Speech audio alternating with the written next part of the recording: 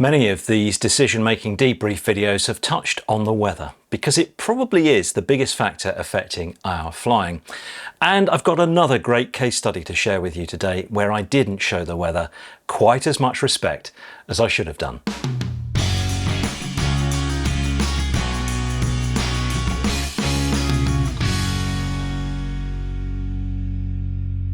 So just a few months ago, I decided to set off on a flight from Toweston in Northamptonshire to Sherburn in Elmet. There'd been a consistent period of poor, unsettled weather leading up to this day, and this was the first potentially flyable day in about 2 weeks. But it wasn't going to be plain sailing. At our departure airfield, it was going to be final day, but at Sherburn in Elmet, there was some doubt. Here's the TAF showing that around lunchtime, the time of our arrival at nearby Leeds Bradford Airport, there was a Prob 30 tempo of heavy thunderstorms and rain with poor visibility, gusty winds and low cloud.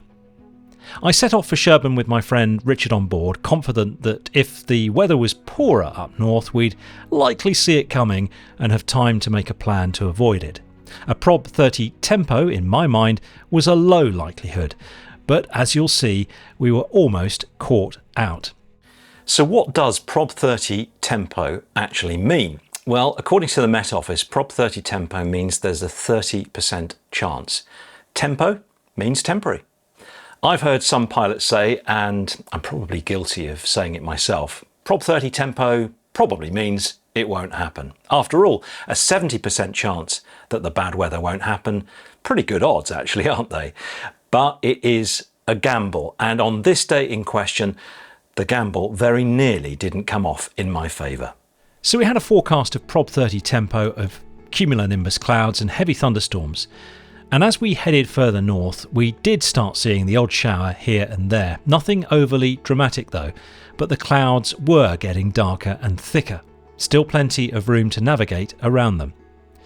We came past a fairly heavy rain shower in the last 10 miles to run to Sherburn, and there were further outbreaks of rain to the west and east of us, but I could see that I could route to the airfield overhead perfectly satisfactorily. As I began turning in the overhead and started my descent on the dead side though, we were now looking south from where we'd just come, and the weather looked a lot worse than when we passed through it. All those isolated rain showers that we dodged around had merged together, and they were forming one huge dark mass of cloud. I'll be honest with you, it did come as quite a shock to me how quickly that weather changed. 1 minute a few showers that I would have had no problem flying through, next minute a very threatening picture. It really did all change in a matter of minutes. I was able to do a circuit and land with no trouble, but immediately as my wheels touched the ground, the heavens opened and the entire airfield was enveloped in a dark, menacing cloud. I wouldn't have wanted to have been flying through that. But our friends, who were about 10 minutes behind us, were facing the weather head on. They reported lightning and made a swift left base join to get in as quickly as possible. When our friends finally joined us in the cafe at Sherburn in Elmet, they looked quite pale and shaken. They weren't happy at all. So an interesting flight for all of us. And this example has made me reflect on my decision then and in the past to fly towards an area knowing that there was a chance, 30% chance of thunderstorms. I know some people who won't fly at all if there are thunderstorms anywhere in the forecast, and you can't be safer than that, of course. But what about you? How do you deal with these forecasts? If there's a Prob 30 tempo, what's your attitude towards them? Let me know in the comments. I've flown on days like this before and since, and things have worked out. I'll probably fly on days like this again, but how can I make it safer? What can I do?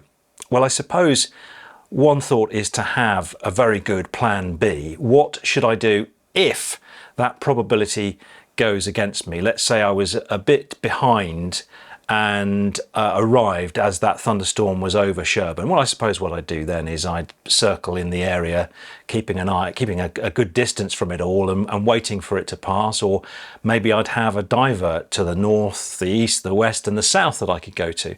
And if I have a plan B, I really do need to be prepared to enact it straight away and change the plan. It's difficult, isn't it, sometimes to come off your plan.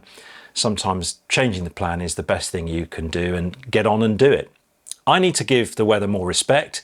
I think that's something to take away from this. It really has shown me today that when it's bubbling up like that, it really can just blow up in an instant.